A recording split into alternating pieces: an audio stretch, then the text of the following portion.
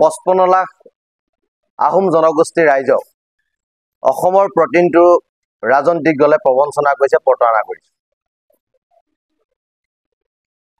BJP চৰকাৰ যেতিয়া প্ৰথম শাসনলৈ আহিছিল, নৰেন্দ্ৰ মোদী ডাঙৰীয়াই অসমলৈ আহি কৈছিল যে আমি যদি চৰকাৰ বনাওঁ 6 মাহৰ ভিতৰত আহোমকে ধৰি অসমৰ 6 জনগোষ্ঠীৰ ৰাইজক জনজাতিকৰণৰ মৰ্যাদা প্ৰদান কৰিম।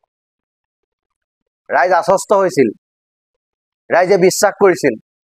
আমিও টাই আহোম ছাত্ৰ সন্থাৰ পৰিয়ালে কথাবিলাক খুব আন্তৰিকতা লৈছিলোঁ, ভাবিছিলোঁ যে নৰেন্দ্ৰ মোদীয়ে যেনেধৰণে কথাবিলাক কয় সেই কথাবিলাকৰ ফলপ্ৰসূ ৰূপায়ণ অসমীয়া ৰাইজক তেখেতে দিব।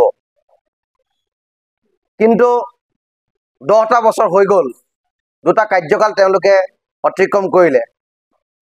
কিন্তু আহোম জনগোষ্ঠীৰ জনজাতিকৰণৰ যিটো বিষয় আৰু 6 জনগোষ্ঠীৰ জনজাতিকৰণৰ যিটো বিষয়, সেই বিষয়টো আজি পৰ্যন্ত তেওঁলোকে সমাধানৰ সূত্ৰ বিচাৰি উলিয়াব নোৱাৰিল।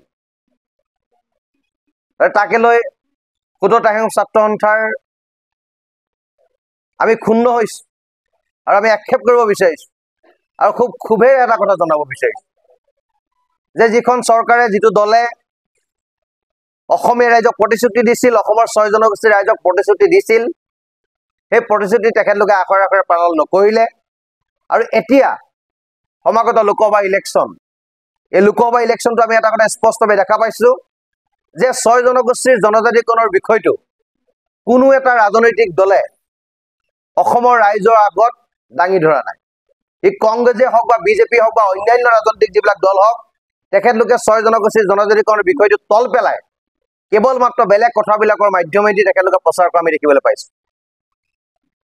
ইয়াৰ আগতে কংগ্ৰেছ চৰকাৰ আছিলে, কংগ্ৰেছ চৰকাৰে এটা কথা কৈছিল যে আমি যদি চৰকাৰত থাকোঁ অসমৰ 6 জনগোষ্ঠীক জনজাতিকৰণৰ মৰ্যাদা প্ৰদান কৰিম।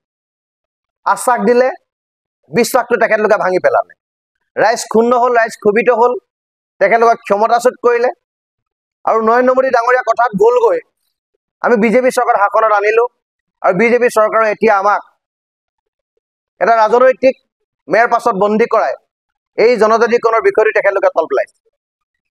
আৰু আমি অতি ক্ষোভ আৰু আক্ষেপেৰে ক'ব বিচাৰোঁ যে অসমত যিকেইটা ৰাজনৈতিক দলে প্ৰচাৰ কৰি আছে, বিজেপিয়ে হওক, কংগ্ৰেছে হওক বা অন্যান্য যিবিলাক ৰাজনৈতিক দল আছে, তেখেতলোকে 6 জনগোষ্ঠীৰ জনজাতিকৰণৰ বিষয়টোৰ বিষয়ে এটাও কথা কোৱা আমি দেখিবলৈ পোৱা নাই।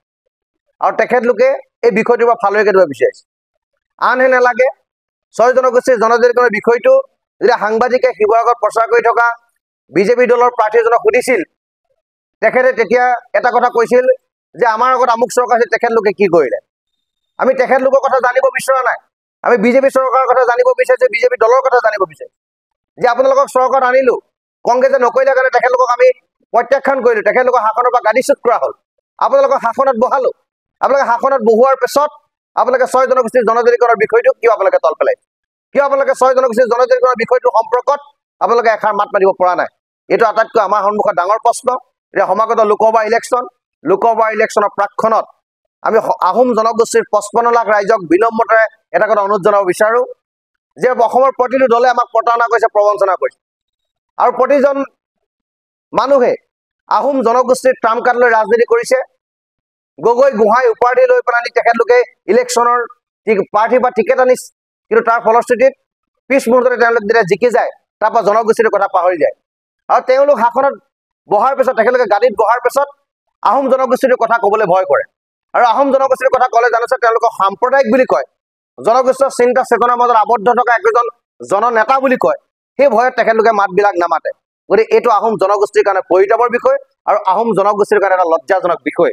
গতিকে সেইকাৰণে মই এই লোকসভা ইলেকশ্যনৰ প্ৰাক মুহূৰ্তত টাই আহোম ছাত্ৰ সন্থাৰ মজিয়াৰ পৰা সমগ্ৰ অসমৰ আহোম জনগোষ্ঠীৰ 55 লাখ ৰাইজক বিনম্ৰতা অনুৰোধ জনাওঁ, আমি সেনেকুৱা মানুহক আমি পক্ষপাতিত্ব কৰিব লাগে, এনেকুৱা মানুহক আমি প্ৰতিনিধিক আমি সমৰ্থন কৰিব লাগে যিজনে আহোম জনগোষ্ঠীৰ কথা সুস্থৰে সদনৰ উপস্থাপন কৰিব পাৰে, যিজনে আহোম জনগোষ্ঠীৰ কথা, অসমীয়াৰ কথা প্ৰবলভাৱে সদনৰ মাজমজিয়াত উপস্থাপন কৰিব পাৰে, জনগোষ্ঠীটো জনজাতিকৰণৰ সম্পৰ্কত তেখেতলোকে কথা বতৰাবিলাক ক'ব পাৰে।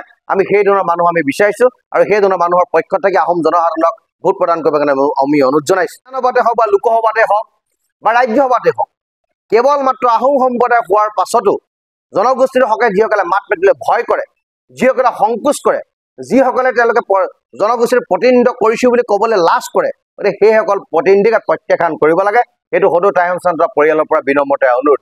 আৰু এটা কথা মই আপোনালোকৰ মাধ্যমেৰে জনাব বিচাৰিছো যে বিজেপি চৰকাৰে আইকনিক চিটি ডিক্লেৰেশ্যন দিলে শিৱসাগৰক, কিন্তু আইকনিক চিটি ডিক্লেৰেশ্যন দিয়াৰ পাছত আজি পৰ্যন্ত কামবিলাক নহ'ল। এতিয়া সমাগত লোকসভা ইলেকশ্যন, তেওঁলোকে কৈছে নেকি যে এজনেতো আমাক কোৱা নাই যে আইকনিক চিটি সম্পৰ্কত আমি এইটো কাৰ্যপন্থা হাতত লৈছো, আইকনিক চিটি সম্পৰ্কত আমি ইমান টকা ফাণ্ড আমি ডিক্লেৰেশ্যন দিছো, ইমানখিনি ফাণ্ড আমি আনিবলৈ সক্ষম হৈছো, ইমানখিনি কাম আমি অগ্ৰগতি লাভ কৰিছো, এই কথাবিলাক কিন্তু তেখেতলোকে কোৱা শুনা নাই। আনে নালাগে 555টা আহোম প্ৰাচীন কীৰ্তিচিহ্ন থকা এইটো অঞ্চলত যে বিজ্ঞান বা সংৰক্ষণৰ শোভাবৰ্ধনৰ কাৰণে তেখেতলোকে কোনো বিধিগত ব্যৱস্থা লোৱা নাই, আৰু এজন প্ৰতিনিধিও এই কথাবিলাক কোৱা আমাৰ দৃষ্টিগোচৰ হোৱা নাই।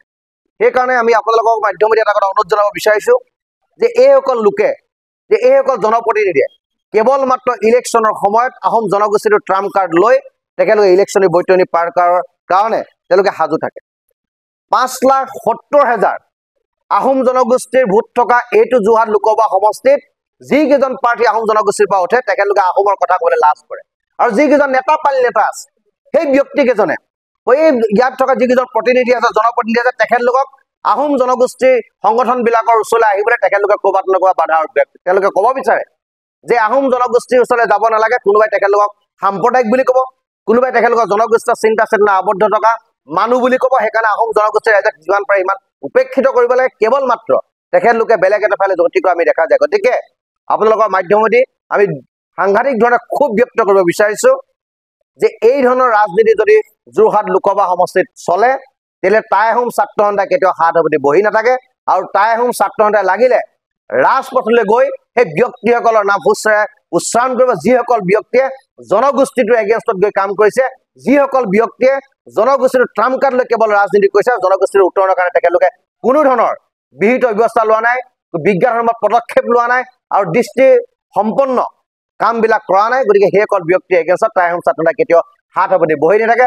আৱশ্যক হ'লে সমাগত লোকসভা ইলেকশ্যনৰ আগে আগে সেইসকল ব্যক্তিৰ পোষ্টাৰ সম্বলিত ফটো আমি সমগ্ৰ যোৰহাট লোকসভা সমষ্টিত মাৰি দিম, যদিহে আহোম জনগোষ্ঠীৰ ৰাইজক এই ধৰণে প্ৰতাৰণা কৰে, এই ধৰণে প্ৰবঞ্চনা কৰে। এই কথাটো আমি টাই আহোম ছাত্ৰ মজিয়াৰ পৰা আপোনালোকৰ মাধ্যমেদি আমি সমগ্ৰ ৰাইজক এইটো অৱগত কৰিব বিচাৰিছো। আৰু তাৰ লগে লগে আৰু এটা কথা ক'ব বিচাৰিছো যে অহা কালিলৈ আহোম জনগোষ্ঠীৰ 10টা সংগঠনৰ এখন মিটিং শিৱসাগৰত হ'ব। তাত এটা সিদ্ধান্ত হ'ব যে আমি কি কৰিম, কাৰণ আমি দেখি আছো যে প্ৰতিজন জনপ্ৰতিনিধিয়ে আমাক প্ৰবঞ্চনা কৰিছে, প্ৰতাৰণা কৰিছে। তাৰ বিৰুদ্ধে কি বিহিত ব্যৱস্থা গ্ৰহণ কৰি, বিধিগত ব্যৱস্থা গ্ৰহণ কৰিম, সেই কথাবিলাক কাইলৈ আলোচনা হ'ব।